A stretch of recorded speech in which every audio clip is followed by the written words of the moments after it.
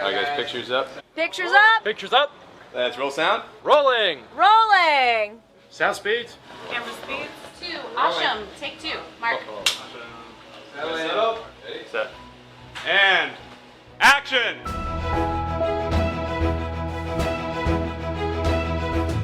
Welcome to the Penn Cinema Podcast, your behind-the-curtain connection for movie news and reviews.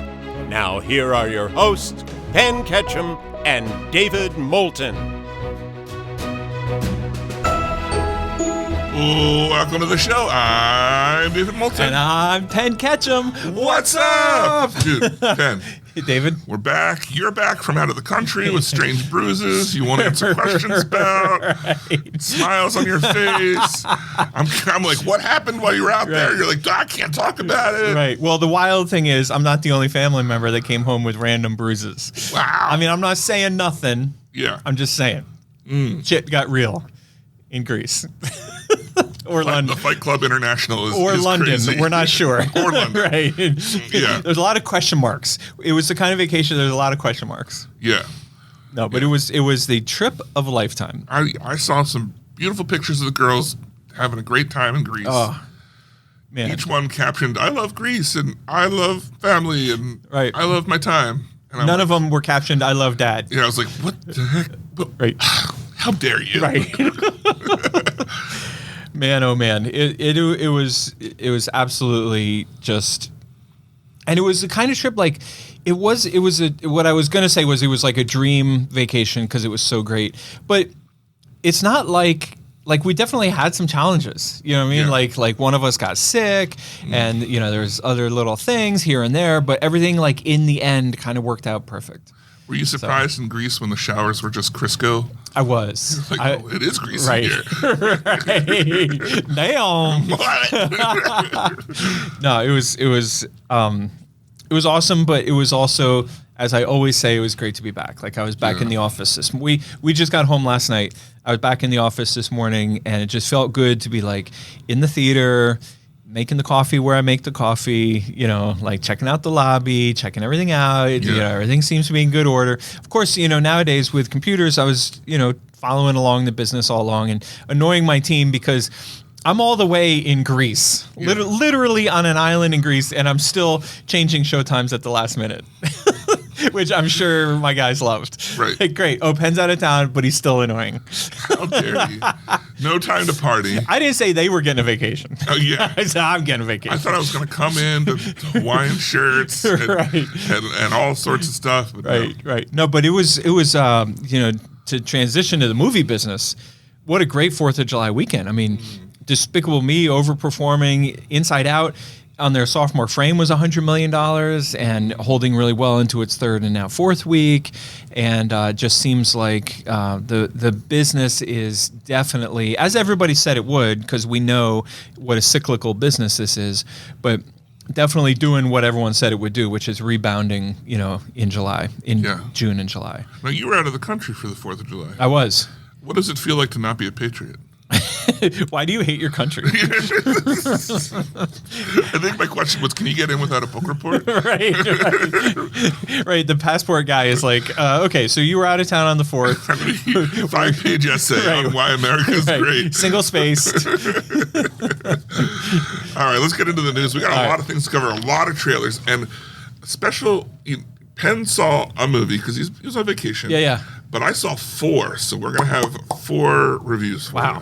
I saw the one we were. Yeah, you saw the one, but I had extra time and I was compliant. Crazy. Yeah. I'm not saying you weren't. I'm just saying we have a bonus 3 relevant reviews for. Before we get into the joviality, we don't always recognize the passing of legends on this show, but I feel like John Landau has been the producer behind some of our favorite movies, and certainly some of the biggest movies in the history in the box office.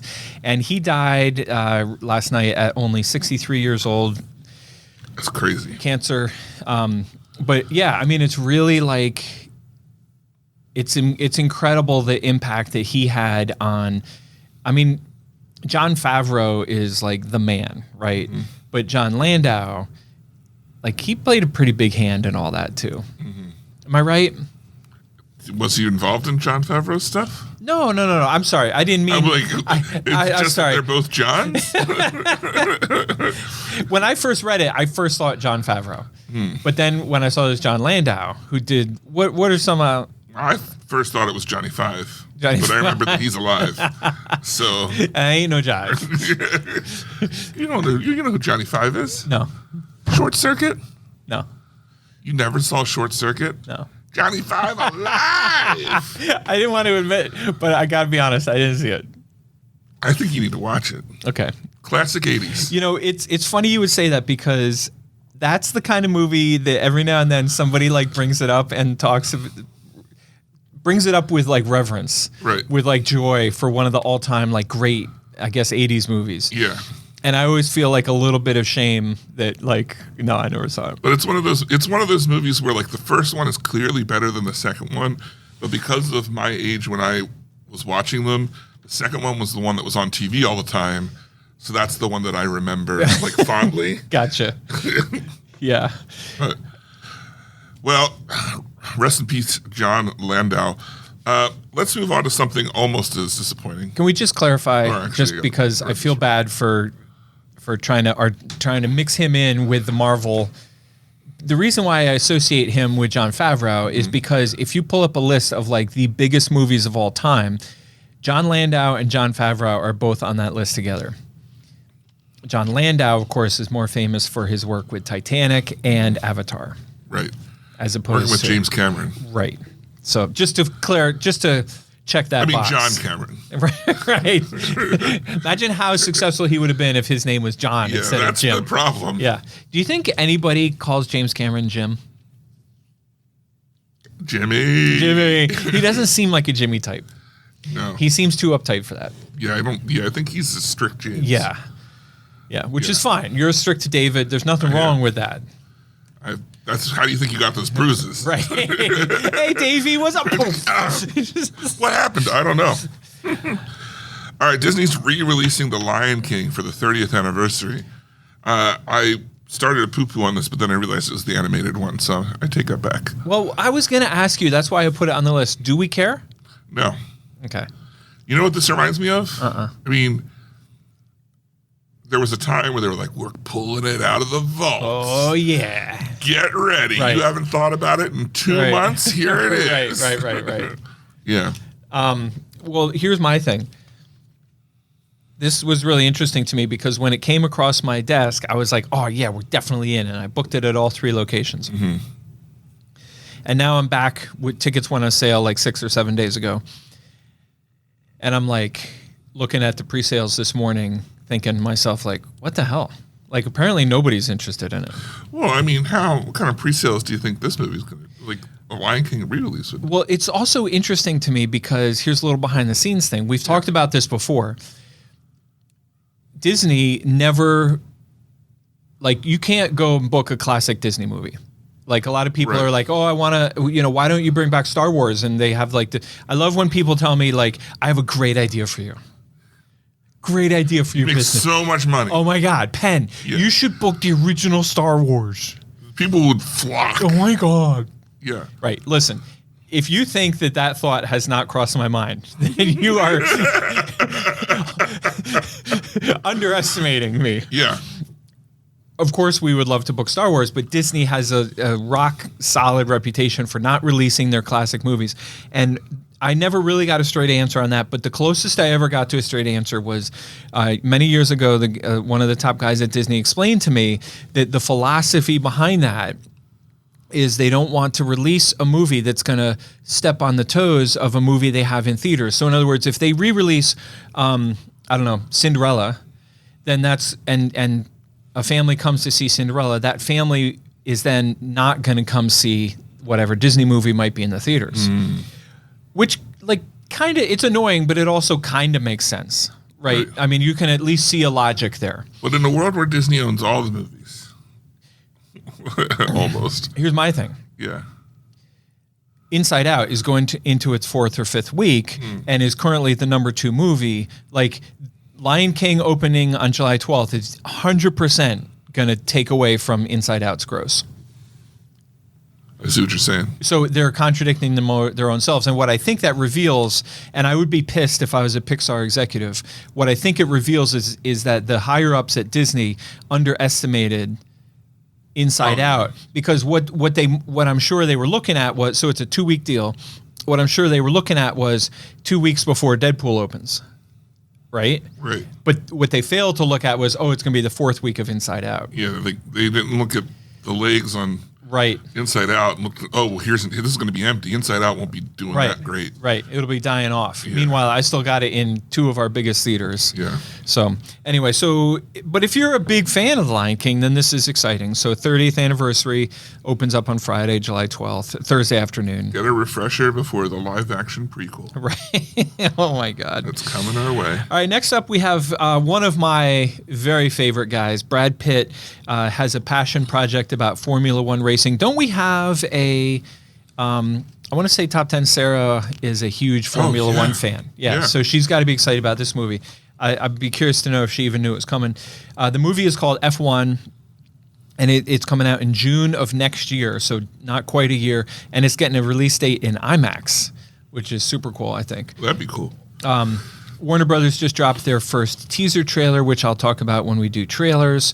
Has a soundtrack from Queen, We Will Rock You. I don't know. The movie looks absolutely amazing. The trailer is, it's a teaser trailer, so you don't want to judge on it. But the interesting thing is, this is an Apple Films movie being distributed by Warner Brothers. I feel like Apple has a good track record on the movie. Yeah, pretty good. Yeah. They're doing pretty good things. I like this model of releasing it in theaters at Warner Brothers, via Warner Brothers, and then it can be on Apple TV for, however long. For whatever. Yeah. So. While we're talking IMAX. Yeah. Can I just say Paris Olympics? Oh, yeah. You want to talk about that? Paris Olympics opening ceremonies on Friday, July 26th. Yeah. The rest of the world will be making money hand over fist for shows of Deadpool. Mm-hmm.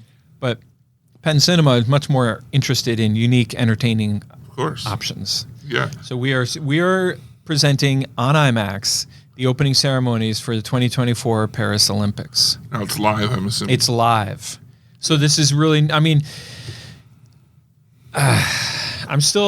be watching it at 7 p.m. with the rest of the world. Yeah. But right. I say that's only because I work, because this is one of those things that if I wasn't working, I would be here for this, because I love the Olympics. And that just seems amazing. Yeah. I do, all kidding aside, I think we would sell more tickets to Deadpool, but we are 90% committed to this because it's just it's a special thing, and it's unique, and we want to support the proliferation of live events in IMAX.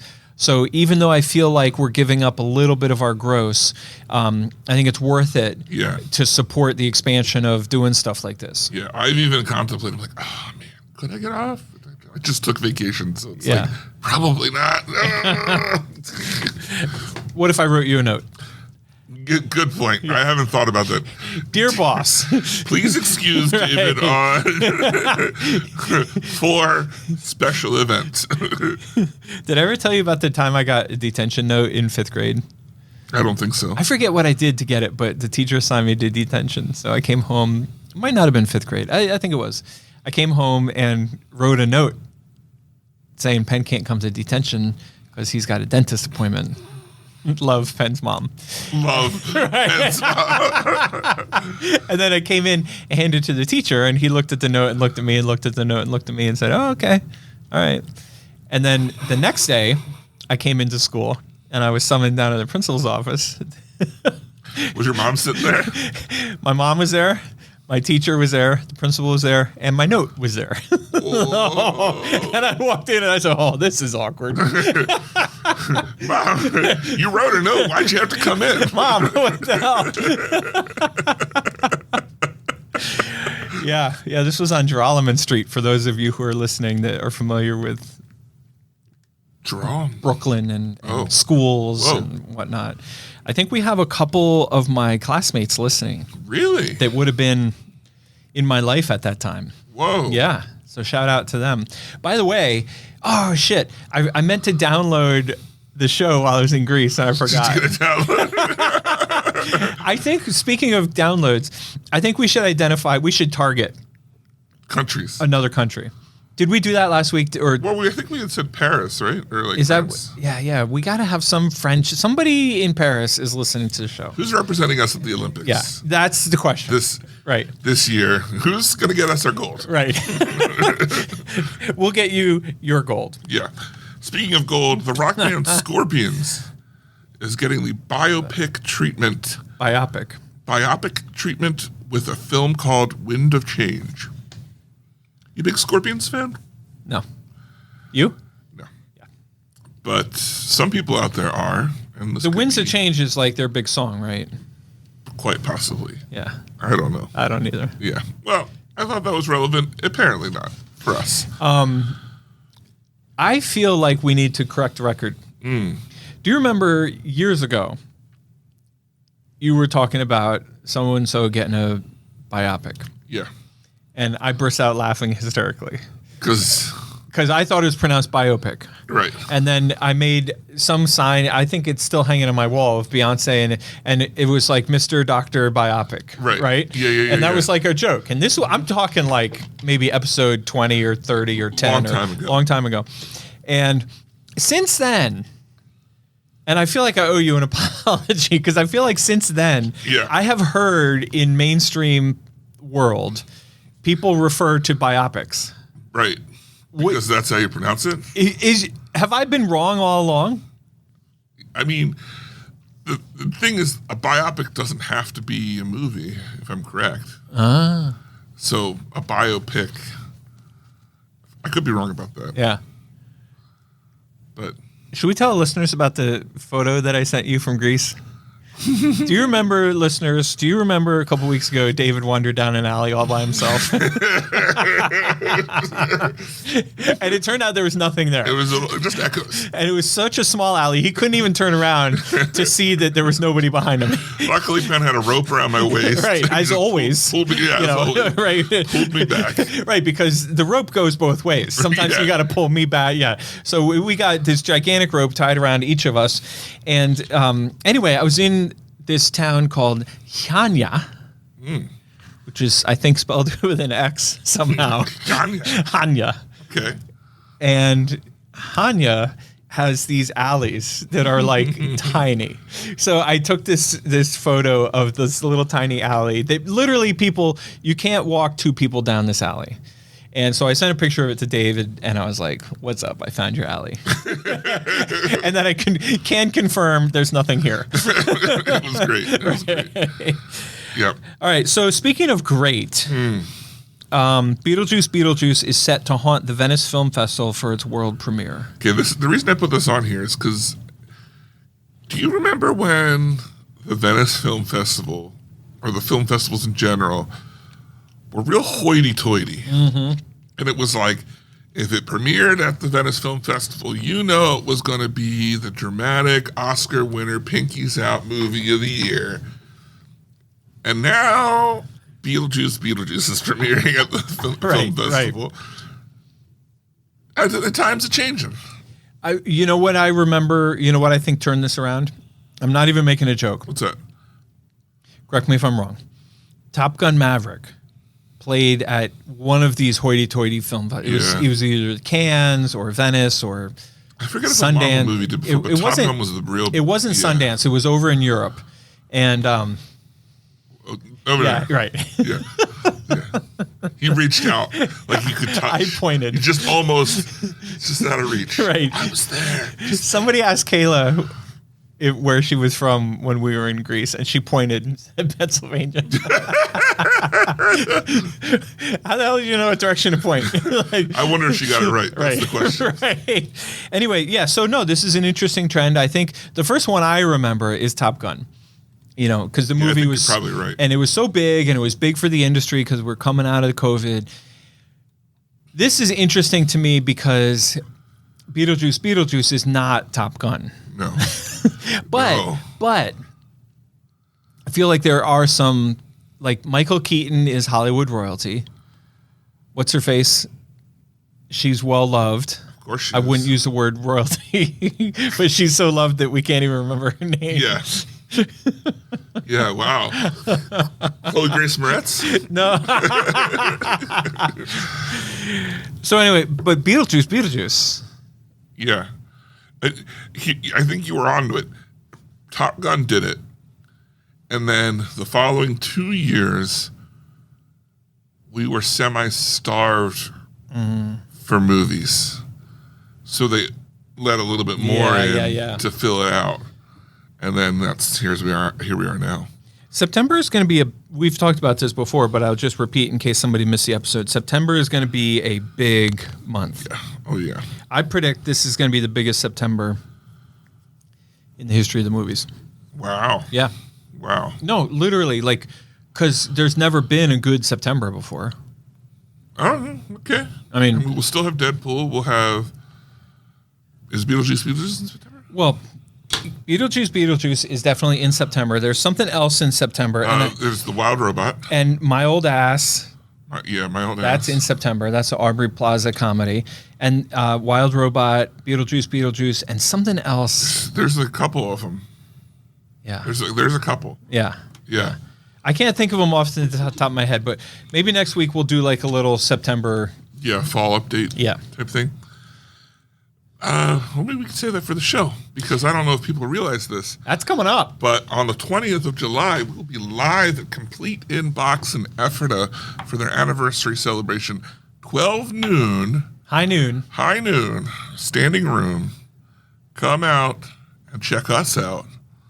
Live. I mean, we're going to have all sorts of things going on. Complete Inbox. Complete Inbox. Up in Ephrata.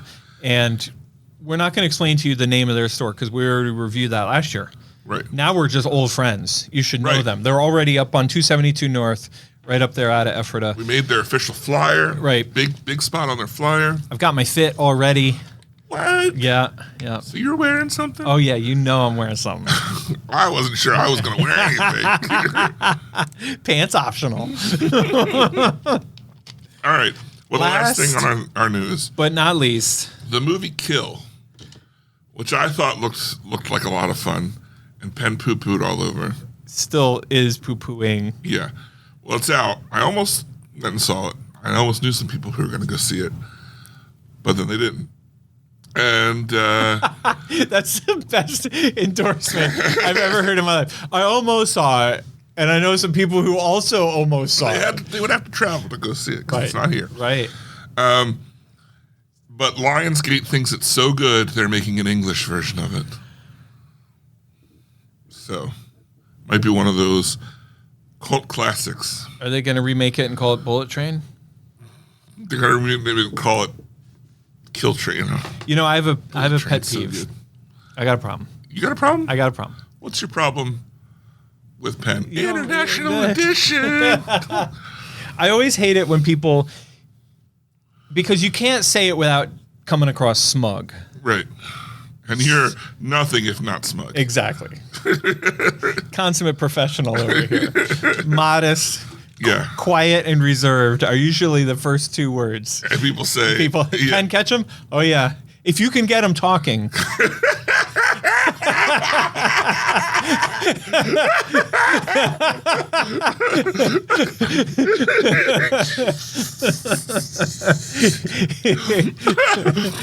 Yeah, if you can get them talking. Right. It's usually something good, but, yeah, we're good.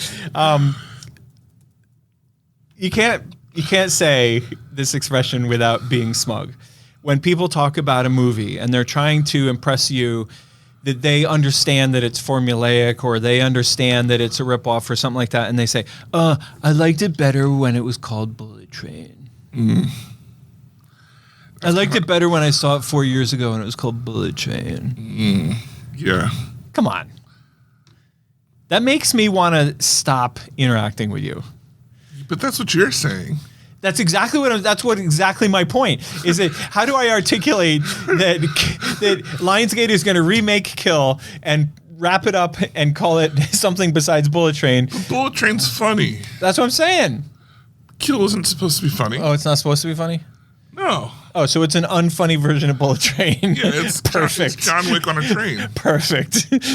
Which you've always wanted to see. It's just like Bullet Train, but not funny. Yeah. Remember Awesome. the stuff you liked about Bullet Train? Right. What if it wasn't that? None of that's in it. And it's gonna star somebody way less talented than Brad Pitt. Obviously. Right, obvi. Okay, good point. Good point. You know that pizza you really like? I'm gonna make you another pizza, but it's gonna be nowhere near as good. What did you like about that? Sorry, we're out. Right. You ever get a white pizza? Yeah. Yeah, man. Listen, I gotta tell you, I'm sorry for all the vacation references. Well, you just were there. I literally just rolling home. So I still, so we were talking like we ate like absolute kings. Cause I mean, England is like whatever, but we got some good, eats. Yeah. But Greece, man, these guys, they know what's up. Yeah. So, the food was amazing. But then, at some point you got to come home and you're in the car driving home from the airport and you're talking about what you're looking forward to. And I said, I'm looking forward to like American pizza. That's what I like. I'm hungry for pizza. I hear you. Because these foreigners, they don't make the pizza. They make like bread and they put tomatoes. Foreigners. Yeah, you go to Greece. I think you want to call them Europeans and not because you're in there. You're the foreigner in this situation. They're at home, But I'm in Lidditz now. Yeah. Yeah. All right, let me try that again. It sounds totally wrong the other way around. I'm sorry. The good people of Europe, Yes, all of them. they every single last one of them, they don't make pizza as good as we do at home. I'm just going to say that. This is from Italy, my butt, right? Right. Yeah. You know who makes great pizza? New York. Zootropolis. Oh my God, it's the best pizza. I was literally thinking that when you started talking about. I was like, how do I work in Zootropolis pizza into this? Can you finish their pizza when you order it for dinner? I mean, I've only ever split it, and I still haven't finished it. Yeah. It's that thick and delicious and amazing and like perfect. And the next day, it's still good. Oh. It's the dough. Maybe you want to just wrap up the show right now and go to Guy, All right. Well, I think that's all for the news. Oh, back with the classic. Might I say, you're looking mighty fine tan Thank you. post-vacation. Yes. That's pretty crazy. We have so many trailers. So many trailers because it's 2 weeks and 2 big weeks of trailers. I don't know. I don't have a trailer of the week. I'm sure I'll. I do. You do. Okay. Well, let's just start at the top. The first trailer this week is Red One, starring Dwayne Johnson and some other people, and it's from Warner Brothers. Comes out on November 15th. Chris Evans. Chris Evans, right? Yes. Right. Captain America. Captain America, Cap, Yeah. if you will. America's ass. Yeah. You want to? You want to? Talk about this movie? Yeah. Yeah. So the premise is Santa Claus, played by everyone's favorite J.J. Jonah Jameson. Why can't I think of his name? Yeah. JJ something. Played by him. That guy. Yeah. Who's great in everything he does. Right. He's Santa Claus, and Santa Claus gets kidnapped. And they're like, we need to find Santa Claus. So we're going to get the elves apparently are the Rock. They look like the Rock because that makes sense. And the government knows about Santa Claus. J.K. Simmons. J.K. Simmons. Not J.J. Simmons. Right. It's a whole different guy. Yeah, not J.K. Rowling's. Right. Yeah. That's a whole different person. Yeah. But they're like, hey, we need to get Santa Claus. Let's get Chris Evans, who's the best detective ever. Right. But he doesn't know about supernatural stuff. He's just a regular guy. Right. So he's the fish out of water for the story of trying to find Santa and going through the mystical world and seeing the Rock get beat up by monsters. I think this is going to be a huge movie. I think this is either going to be a huge movie or a huge flop, and there's no in between. Fair enough. I would agree with that. And if I had to pick one, I would pick huge movie. November 15th, the week before Thanksgiving. The Rock, Chris Evans. Because I'm looking at it and I'm like, oh man, this looks like a Netflix movie, not like I should spend my time on it. But but it also, like you said, it's the right time. It has the potential to actually be better than the trailer. And this is the Night at the Museum crowd. Mm-hmm. This is not Penn and David. Exactly. Yeah, exactly. This is a family affair. Yeah. All right, next up, David did not see this one because it literally dropped while he was driving here. The movie is called F1. I alluded to it earlier. This is the Brad Pitt movie about Formula One. It comes out in June of 2025. The trailer was meh. And the reason why I say that is because at the beginning of the trailer, I was like, oh my God, this is going to be the best movie I've ever seen. I can't wait. Right? And then by the end of the trailer, it was just more of Brad Pitt driving. So I feel like they missed a chance. Like, I feel like it's a teaser trailer. I feel like they should have maybe cut it sooner. Like, it didn't need to be 2 minutes. It's a teaser trailer, so it could have been 1 minute, in 5 seconds or, something along those lines. But Brad Pitt looks amazing in it. The rest of the cast this movie's going to be a big movie next summer. After that, we have a movie called Flight Risk starring Mark Wahlberg in a rather bad bald cap. I think it's supposed to be bad. Well, I mean, it's supposed to not look like a good haircut, but the costuming. Oh, you think that's his for the whole movie? Yeah, I think that's how he's. I think that's the character. I thought the character put on a bald cap to look like the original pilot. That's how bad it looks. Yeah. No, because the original pilot's like a whole other race. Right. It doesn't make sense. Yeah. This movie looks kind of like okay, but also not. Yes, I'm right there with you.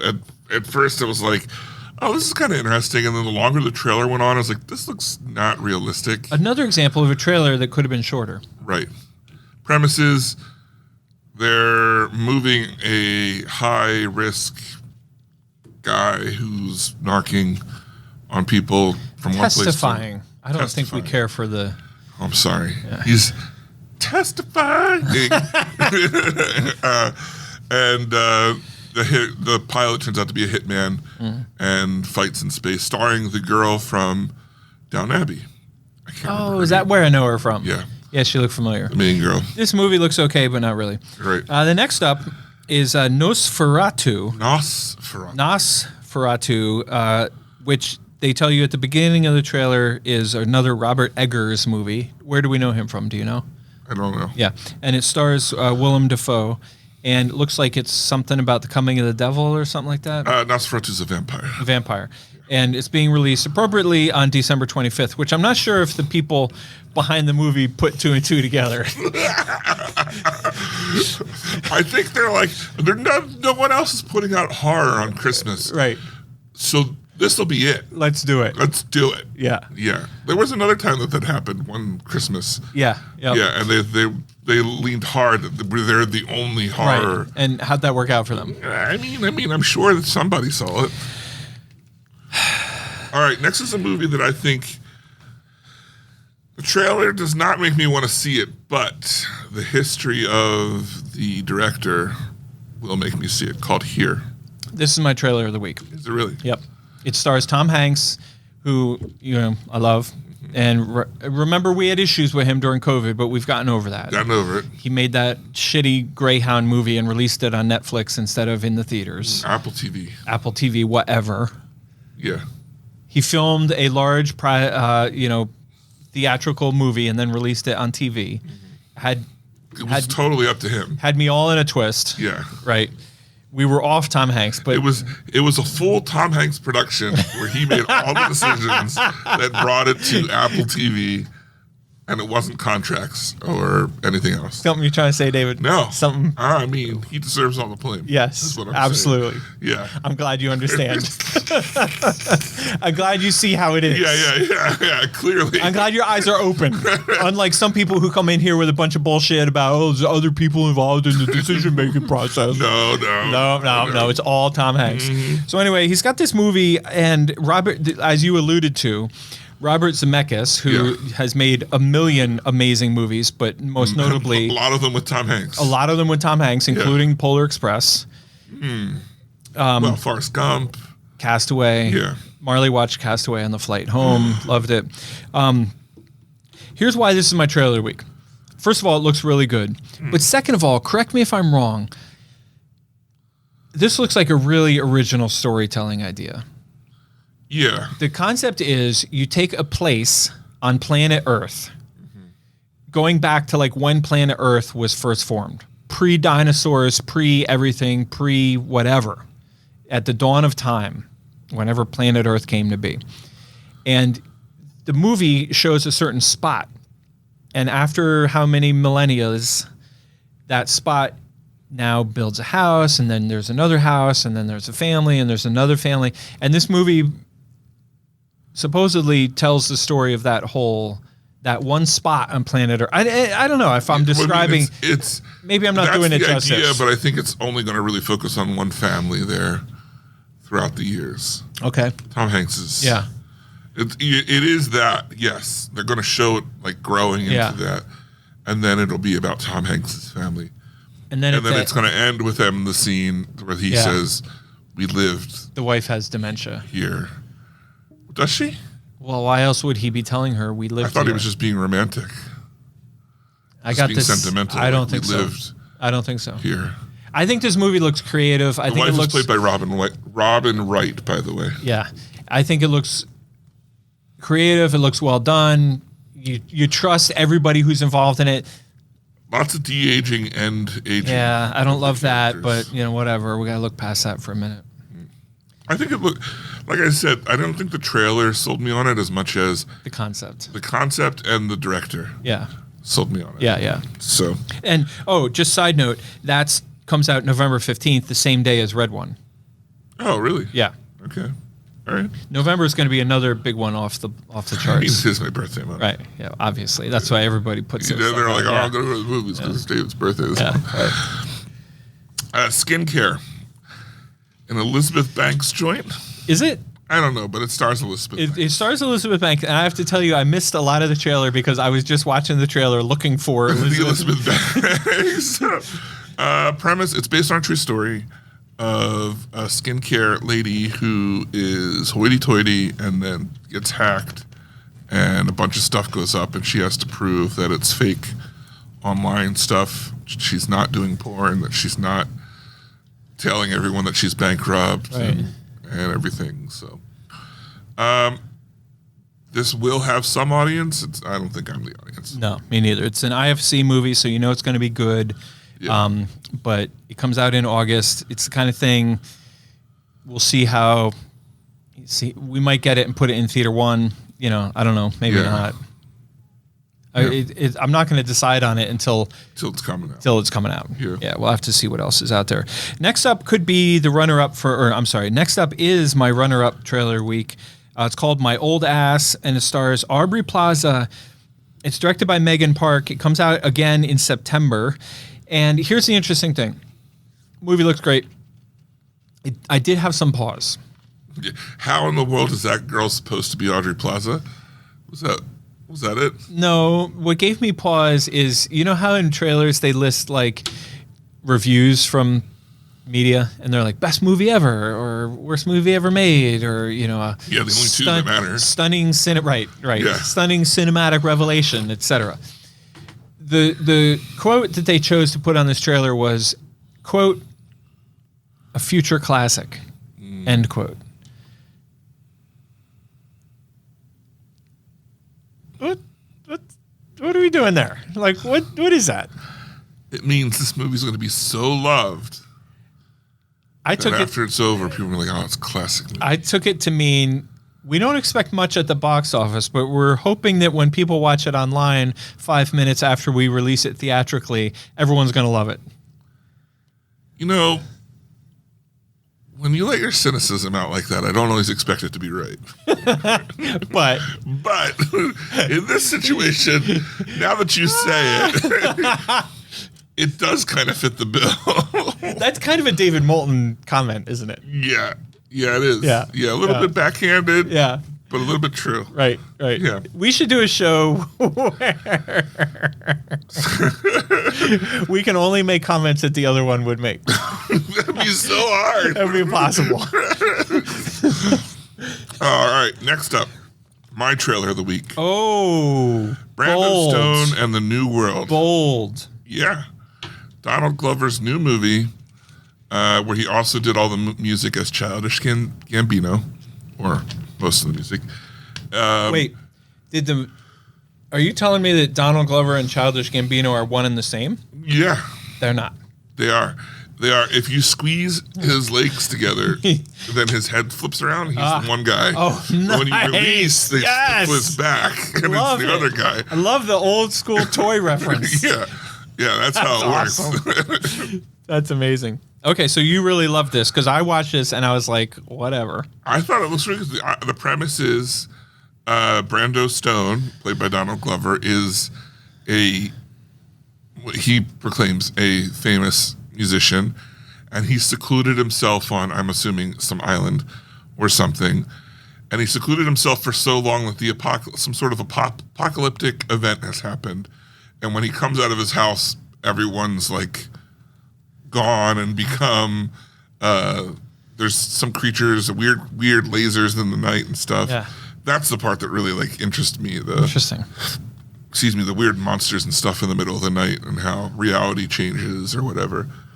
But he finds a young lady and her possibly daughter, and he travels with them trying to get out of whatever is happening.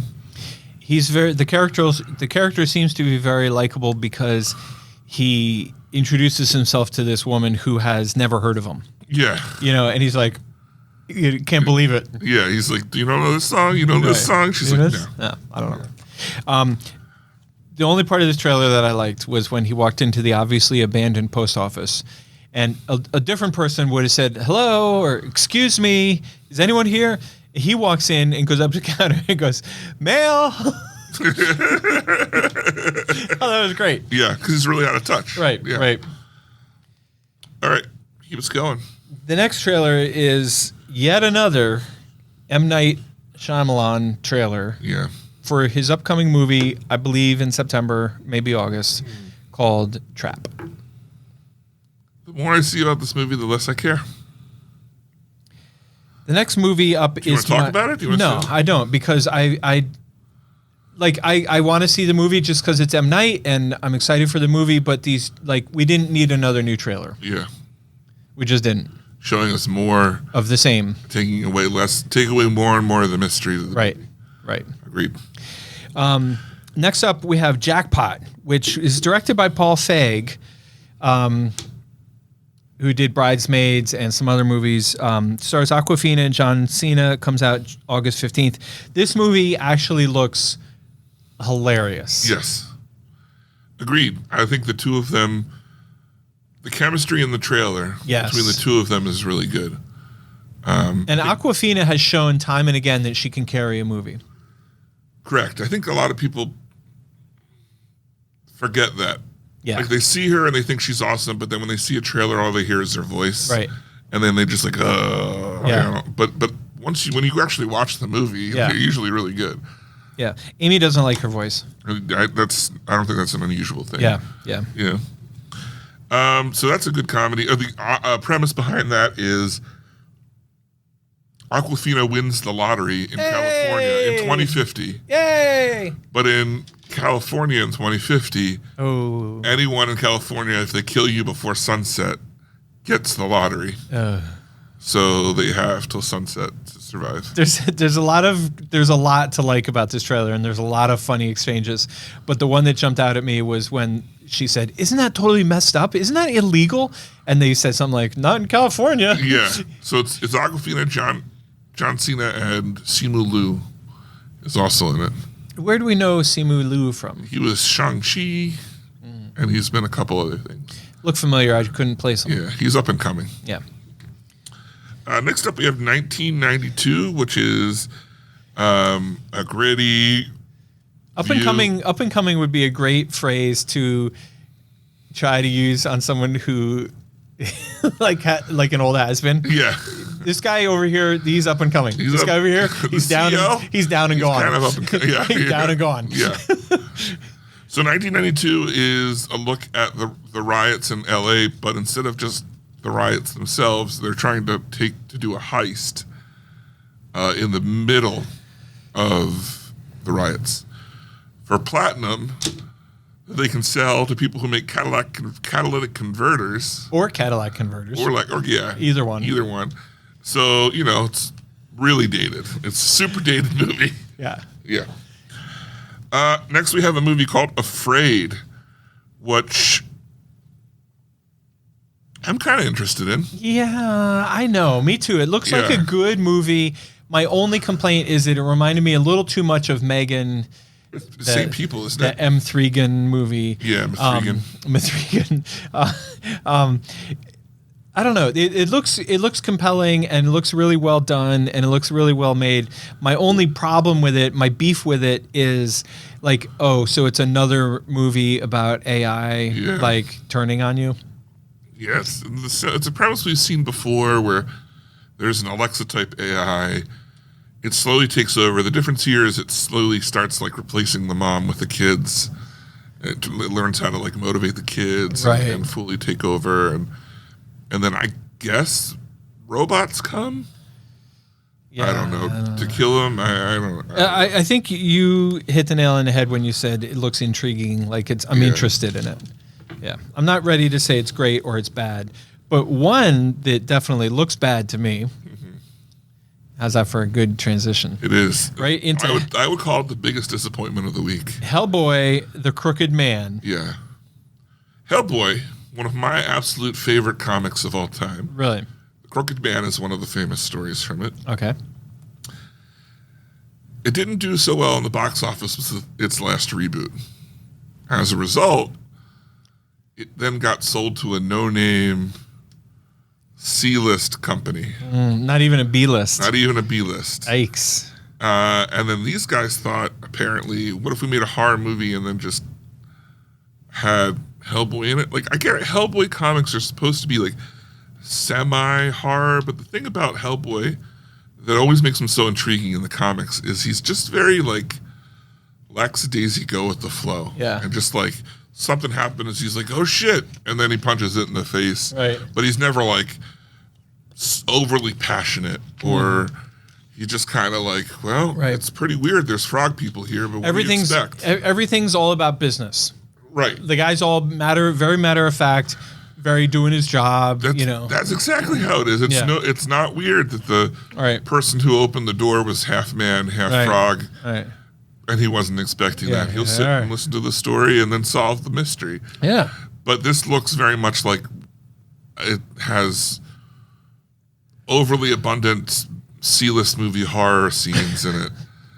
and the costuming for Hellboy is, I don't know. Anyway, I'm just saying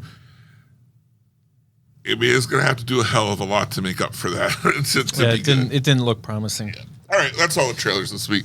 Trailers of the week were Brando, Stone, and The New World, and yours was Here, right? Mine was Here, starring Tom Hanks, and then my runner-up was My Old Ass, and my thirder-up was Jackpot. Unlike David, I'm willing to give you a full menu. I'm willing to would go. Probably be my second. Yeah. Are you ready to run into reviews? Stop kicking me. Oh shit! Is that you? Yeah. I thought it was a table. All right. In all those years, it's the first time I kicked you. Stop! Ow! No, it didn't hurt. Movie review this week. Didn't hurt. A Quiet Place. Yes. Day one. AKA, these monsters are loud as shit for not liking noise. Right. How do they not attack each other? That's exactly what I was trying to say. Yeah. How do they differentiate the noise that the people in the movie make versus the noise that they make? Right. For as much as they'll like attack the smallest noise. Did you see that scene? Did you notice that scene where they zoomed in really close on the things and you could hear like something dinging off in the back and you could see it rippling like in the ear? No, in the monster's like eardrum. Yeah. It was like they've done that in the other movies. Oh, they did? Yeah. I don't remember that, but that was pretty intense. Yeah. I'm gonna give this a big whatever. Interesting. I couldn't enjoy the movie. Oh. Because all I kept thinking about was the damn cat. Yes. And I'm just like, they better not kill this cat. And then when they weren't killing the cat, all I could think about is this is the most unrealistic quiet cat in the world. Like, I have two cats. Right. They make noise. Right. We should get the Mannheim Pike Veterinary Clinic Hospital Yeah. on the phone and find out, like, how did they feel? Because is there such a thing as a quiet cat like that? I've never seen one. Well, I mean, cats can be quiet, but they knock shit over. But the thing is, they did a lot of things that would make a normal cat cry. They got it wet multiple times. I hate that. Like, and fully submerged. Yeah. And this cat doesn't make a single noise. You know, David. And we know it cries because at the beginning of the movie, it cries for food. Right. I thought about this cat, like you said. Yeah. I thought about this cat throughout the entire movie, and I even took it another step further and thought to myself, at some point, the producers, the directors, or whatever, like, that cat is not in there by accident. Right. Like, somebody said, having a cat on the screen is going to create a lot of challenges. What does that cat like? Why is that cat important? Yeah. Like, they didn't just casually be like, oh, let's give her a cat. Yeah. So what's the point? Like somebody in some meeting somewhere was like, that cat's going to be a pain in the ass. It's going to be distracting to the moviegoers because everybody's going to be worried about it, and blah blah blah. And everybody in the room voted him or her down.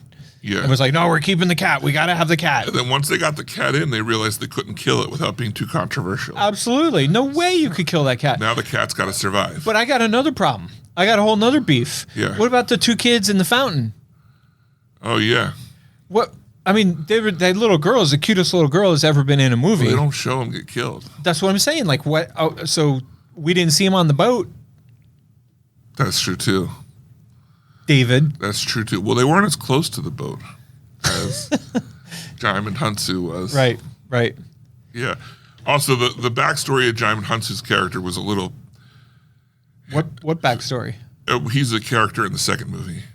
Oh. When they go to the island, he's the guy who's running the island. Oh, I forgot that. Yes, Yeah. of course. I forgot that. I'll tell you. So what I did not like about this movie was the cat and the cute little girl and the boy. I feel like if you're going to loop them in with Samira, then you need to keep them in for the rest of the movie. What'd she do? She sent them on their way and like said, go run. Everyone else was walking. And Yeah. she said, go. Yeah. Okay. And then the monsters came and killed everybody. Obviously, we love Lupita Nyong'o. Yeah. For me, this movie was a revelation for Joseph Quinn, Yes. the guy who played Eric. He was amazing. I think this might be his first motion picture post Stranger Things. I think so. But he's also the Human Torch. He's filming Fantastic Four, where he plays the Human Torch. Yeah. Yeah. So the premise of this is it's day one of something that we saw in the second one, but it's in New York. I came away from this movie wanting to see Joseph Quinn in another movie. Yes. Yeah. Not necessarily the same character, but just Joseph Quinn. No, I just meant in general. Yeah. I think that one of the biggest mistakes after the cat was that they made her terminally ill. Because she's going to die either way. I was just waiting for her. I was like, she's either going to sacrifice herself for him or she's going to die part of the way through. It'll be his story. It's like she doesn't have her medication, so she's on an even smaller time limit, or she's going to escape, and when they finally relax, then she's going to pass out away or something. I didn't mind that diagnosis. I didn't mind that storyline. My issue with this movie is the same issue I had with The First Quiet Place, which is in The First Quiet Place, John Krasinski sacrifices himself for his two kids. Yeah. Which is great, except that he sacrificed himself and the two kids were still stuck behind the vehicle. Like, it didn't really advance their, like, all he did was like a temporary distraction. And the kids were too scared and upset to run, so they were still stuck either in the car or behind the car, I forget. And then the same thing, like, I did not like how the movie ended with her taking her headphones out and basically committing suicide. Yeah. Like, give me some hope. Give me something to.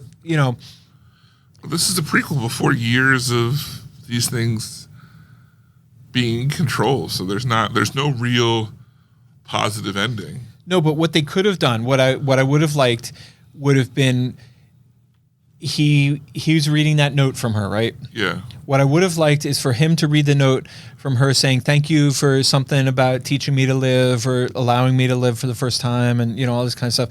And then saying, I'm more determined than ever to find a way to survive this. And, More determined than ever to have another piece of pizza. Right, exactly. Whatever you want to say, silly or deep or profound or whatever. Delusional. I would have liked, as a moviegoer, to be left with the idea that maybe she's still alive. And I guess maybe she is, because all you saw was the thing drop down behind her. Yeah. So maybe a jet fighter nukes the thing before it can eat her. Yeah, who knows? I don't think this movie needed to be made. I don't think that the only thing it added to lore-wise is that where the asteroids landed or whatever it was they were in, little alien fruit was growing, and that's what the monsters eat. Yeah. And that's what because they don't eat humans. They just kill everything that makes noise. They just don't like noise. For creatures that make a hell of a lot of noise. I don't think this movie. I would not say the movie didn't need to be made. I think it was appropriate to make another one, and I hope they make another one. But It's a giant whatever to me. Yeah. I'm going to give it 2 thumbs up. best movie I've ever seen, but I hate it. Oh, that's a good one. I'm gonna give it worst movie I've ever seen, but I love it. Okay. All right. Wait, that's our new scale, right? That's our new scale. We got 4. Because I don't think it's a bad movie. I just didn't like it. Yeah. But you think it's a bad movie and you liked it. I don't think it's a bad movie. I just don't think, I'm not willing to say it's the best I ever saw. Fair enough. So maybe I'm screwing up our rating system. No, it's fine. Stick with it. We're both middle of the road for that one. All right. So along with this, I saw some movies. You okay with me talking about them? Yeah, but real quick, let me just say about Quiet Place. Yeah. What I think about Quiet Place is if you're excited, if you're a fan of the first 2 and you're looking to go do something fun, you're probably going to really enjoy this movie. Yeah. I was on the edge of my seat the whole time. Yeah. Because of the cat. What I'm saying is, like, if you're not necessarily a big movie fan, Right. I'm not telling you, like, hey, come on, you got to come in and see this while it's still in the theaters. Right. Like, I'm thinking of Marley, who's a huge Quiet Place fan. She's going to love this movie. This is great. Right. But I'm also thinking of my friend that doesn't get out to movies a lot. Yeah. I'm not going to try to talk, try to get him in. You are going to reevaluate while you're friends. Right. Exactly. Yeah. On the daily. You're right. Right. Why? Every time he answers the phone, why are we friends? All right. So you saw 3 others. Okay. I'll just go in the order I saw them. I saw Horizon, an American Saga, which I thought was excellent. I'm going to give it best movie I've ever seen. Wow. The acting in it is phenomenal. The storytelling is quite good. It is very long. And it is very much half a movie. It isn't like this is movie 1 and the other one's movie 2. It is hard cut. This is half of a story. No climax, just hard stop preview of what's going to happen next month when you come see it. This movie is so vast in its storytelling that Kevin Costner, the lead role, does not show up until an hour and a half into the film. Right? And then my buddy that I saw it with, we're 2 hours, about a little over 2 hours into the movie, and he's like, I gotta go to the bathroom. And he was enjoying it too. So he runs to the bathroom and he comes back.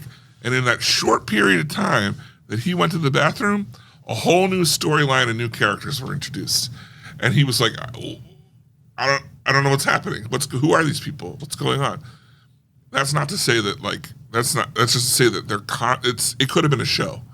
It probably should have been a television show, a 15, episode, because it has no less than 7 plots going at the same time. And the thing is, they're all interesting. Yeah. And they all tie together in some way. But it is very weird when you've been following 4 plots and now they're introducing a 5th one and you're like, wait, why? What? Why? What are we doing? What's going on? So I really did enjoy it. And I think it's one of the best modern made Westerns. Interesting. Because it really did feel gritty and in the West and not like someone on a soundstage Yeah. trying to be in the West. Interesting thing is that something I never really remember seeing much in Westerns, which is probably just because I haven't seen a lot, but they talk about how the Civil War is going on. And they're like, doesn't matter who wins. Eventually the government will turn its eye back to us and we'll get support. Like, after they're done what they're doing over on the East, they'll remember about colonizing and somebody will send somebody out here. And then at one point the troops are called in to support the Union. And they're like, well, I mean, eventually they'll turn back to paying. Like, That's the interesting. politics of it didn't matter. They were out in the West doing their own thing. Yeah. So, Horizon, best movie ever seen. I saw Kinds of Kindness, which is very weird. If you liked Poor Things, you'll probably like Kinds of Kindness. Surprisingly, it's 3 short movies, which makes the 3 hours go a lot faster because it's 3 shorter films. They're very weird. It's actually not about kindness. It's about wanting love in different ways and wanting to be accepted, and weird amount of things that people will do to get that affection. I'm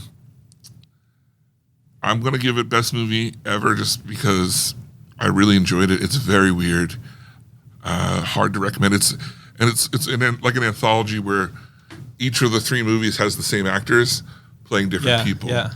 But there's one guy who's always the same guy in all 3 of them. Is that a 4th person or one of those 3? He's a 4th person. Okay. So each movie is called RMF. One's called The Death of RMF. It's the first one. Second one's RMF Goes Flying. And the third one is RMF Eats a Sandwich. And the titles have nothing to do with anything except for what happens to the one guy. The 4th guy. That's in all of them, and he might only be in one scene. Like RMF Goes Flying, he's the pilot of a helicopter that's in it for 30 seconds. You know who would love this movie? Who's that? Wes Anderson. Yeah, maybe. Like, I'll bet you, like, it sounds like you're saying that it reminds me of something he would do in one of his movies. You should. I'm gonna watch it. You should watch it. I was gonna watch it, but this morning was my window, and I literally didn't have 3 hours. It's long. Yeah. And then the final movie I saw was Daddio. Daddio, David, Don, Kenny, Ralph, Don, Bob. Hands down. Hands down. Yes. 10 out of 10. A perfect movie. The movie to beat this year. Best movie. Legit best movie I've seen all year, maybe last year included. This movie is absolutely fantastic and probably going to go down as one of my all-time favorites. Wow. Yeah. I'm going to rush out and see it. It's so good. Yeah. It's so good. And when I explained what it was to Chris Hall Productions, the type of movie those are your types of movies. It's a conversation. People underestimate you. Yeah. Because they think you're a Marvel guy. They think you're a the- Star Trek guy. That's the popular thing to talk about. Right. Remember Andrew was surprised to see you at the Downton Abbey premiere? Right. Right. But you love any movie that's good. Yeah. I mean, if I like it, I like it a lot usually. Period. Yeah. Also wanted to comment, your review of this movie is going to impact my decisions to book it, to hold it over. Because here's what I think. I've heard other positive reviews from you. Yeah. And as you probably read in the dailies, the movie has completely bombed. Oh, yeah. Like below bombed. But I feel like the movie is so good. I'm trying to think. There was another movie that I did this for recently that people really appreciated. Like, it doesn't have to play 5 shows a day, but I think next week I will keep it for 1 show a day so that the people who are hearing, through the grapevine how good this movie is, they can find it. Right. I think I'm going to do that. One of the reasons I pushed myself to see it is because I was like, I don't know if it'll be here next week. Right. Because it was doing that bad. Yeah. It was ending its first week with 1 show a day. Right. And I'm like, Right. That's not good. Well, I was in London town. Actually, no. By then, I was in Greece in our Airbnb on my laptop, deleting shows of Daddio for. The thing is, there were. I'm sorry. Just so in case any studios are listening, not deleting shows from the first week, but I had planned a full second week that I would hold it clean. And when I was doing showtimes for the second week, it did not need 5 shows a day. Yeah, there was the same amount of people in Daddio as there was Kinds of Kindness when I saw it. Yeah, which is like to say one bombed more than the other, but I guess Kinds of Kindness had more people stretched out over more shows. I don't know. Kinds of Kindness was not a success either, in my opinion. Well, Daddio. Here's the thing. I'm going to tell you about this movie. I think it wasn't advertised enough, one. And then 2, I think the premise is not one to bring people to movies. Because when people are like, what is it about? I said, well, it's a real-time conversation that takes place in the car from the airport to when she gets home. And I was like, there's traffic, so it takes her longer to get home. And they just talk. And I mean, I could go into what they talk about, but if you're going to see it, don't. But it's so like, it's not necessarily that everything in it that they talk about is relatable, but it is real. I think both of them should get Oscar nods, which is crazy because I'd never thought that Dakota Johnson was a good actress, but she holds this movie right on par with Sean Penn. There's only 2 actors in the whole movie, her and Sean Penn. And at the when the conversation is over, I think that everyone can relate to have had a moment with somebody or a conversation with somebody, whether it be platonic, romantic, whatever, a situation where you really connected with someone in that moment. It was such a good night, or not, maybe not good, but meaningful, impactful, and the time comes for you to split apart, and it hurts. You know what I mean? To pull away, like, that in this moment, you and this person are on a level together that, might never be replicated. Yeah. And you're pulling away and you don't want it to end, but there's really no further it can go. Right. There's nowhere, and if it goes any further, it gets ruined.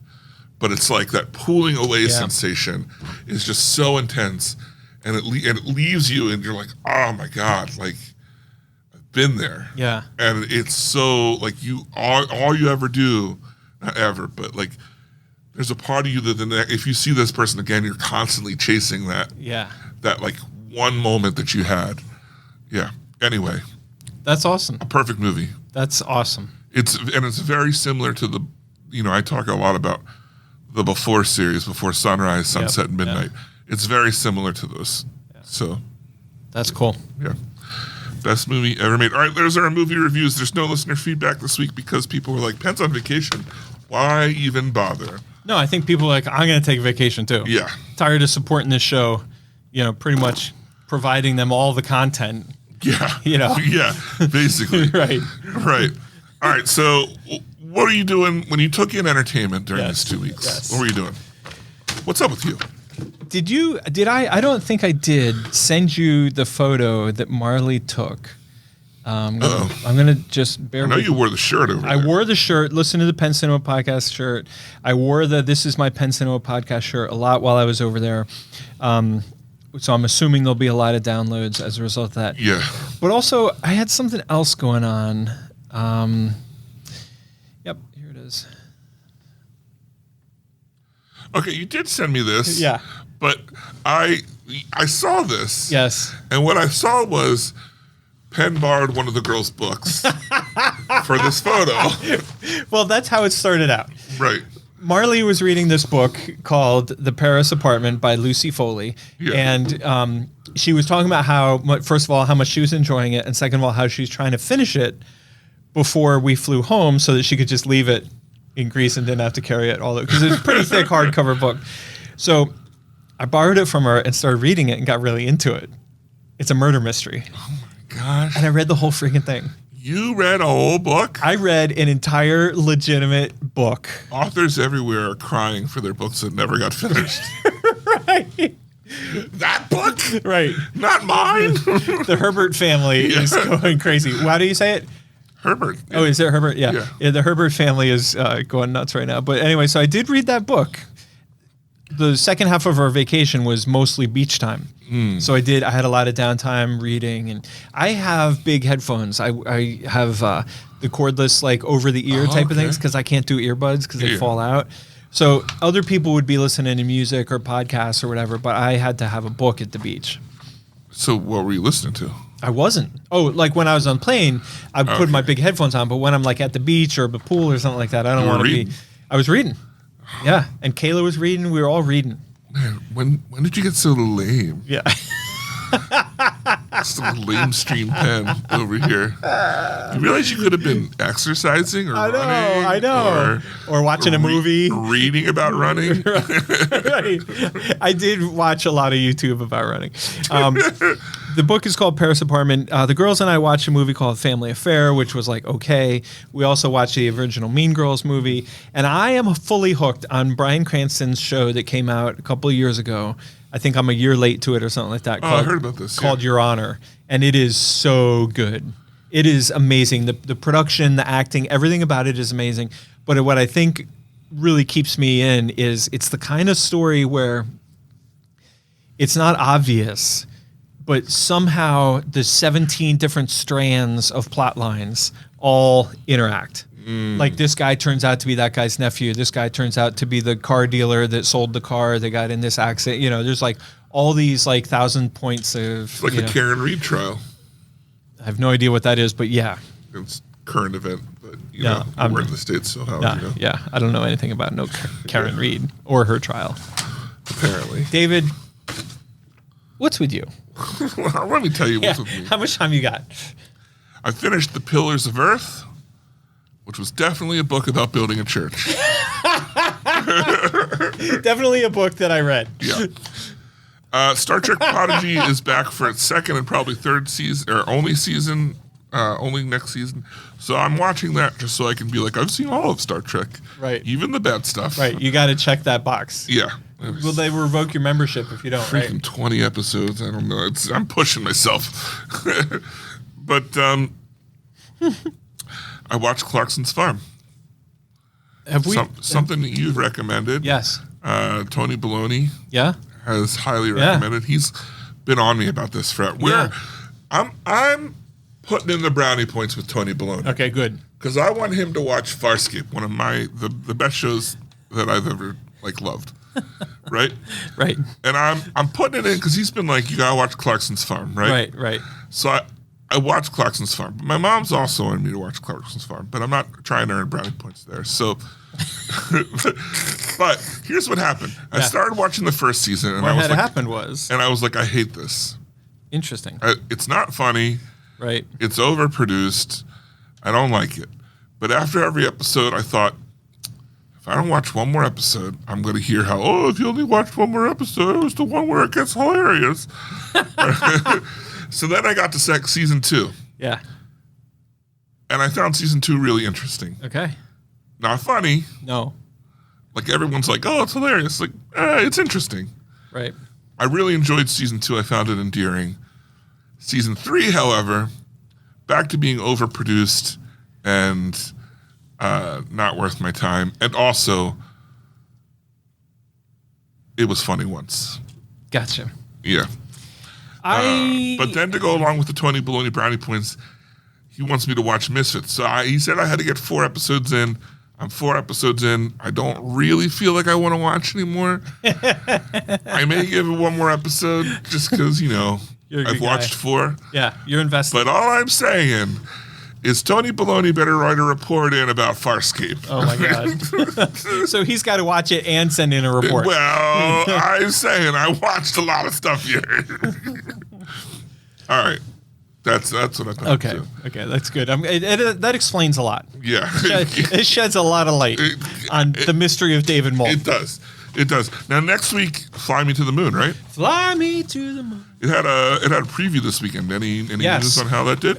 Here's the interesting thing. This movie is going to trend to an older audience. And the reason why I say that is because it had 2 previews, both of which were kind of sold out.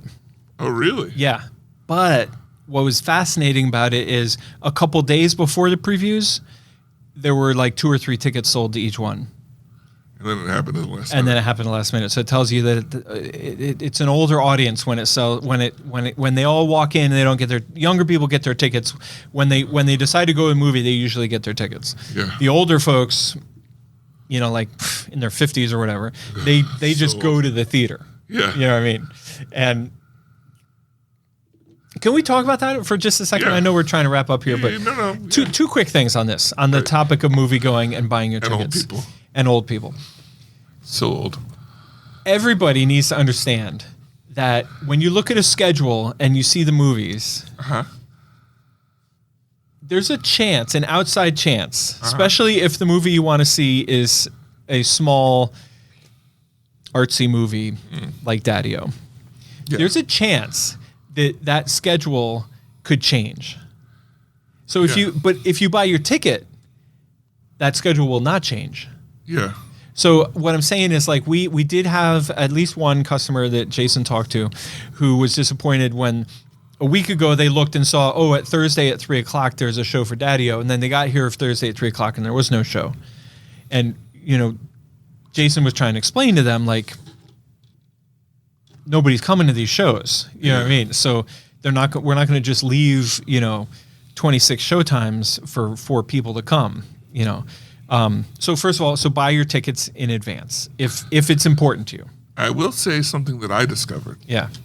On the new website, Penn Cinema website, not the podcast website. Yeah, penncinema.com. Yeah. That when you go to buy tickets, if pre-sales are happening, there's a little bar under the time that shows you how full. Yeah. How full it is, so you can tell before clicking it whether or not that's a show you want to try and get seats at. Yeah. That's pretty cool. So anyway, that's all I wanted to say. Yeah. So, just trying to be helpful here. Yeah, we're just trying to help you out. Enjoy your movie-going experience. Right. So look, if somebody, say, after those kind of tips, wanted to support the show, what's the best way somebody could do that? Buy tons and tons of tickets to every movie you could think of. And if you don't have that kind of budget, then just tell a friend. Okay. Tell a friend how much you enjoy the Penn Cinema podcast. We know our listeners do. Right. Because, it's a high-class show. Right. Yeah. Right. Yeah. We're not just letting anybody listen. Right. Right. It's for 1%. That's why we have that high-end subscription price. Right. Yeah, free. I also listened to Smartless. Oh. Are you hip to Smartless? I know about it, but I haven't listened to it. It's such a good show. Yeah. It's good. And Marley, and I think also I share the same opinion. Like, if you and I were famous, it would be that show. Yeah. All right. Cool. All right. Well, once again, for the Penn Cinema podcast, I'm David Moulton. And I'm glad to be back. Take care and party on.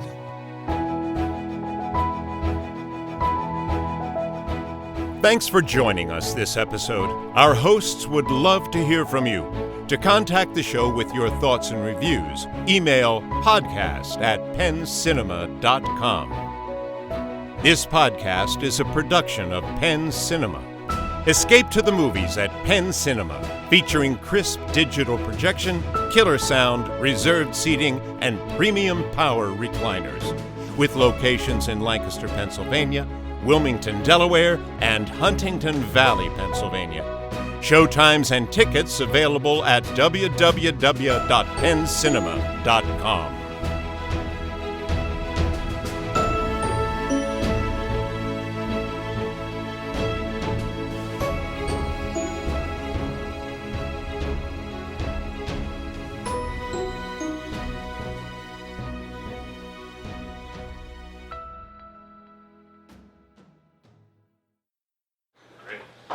Nice.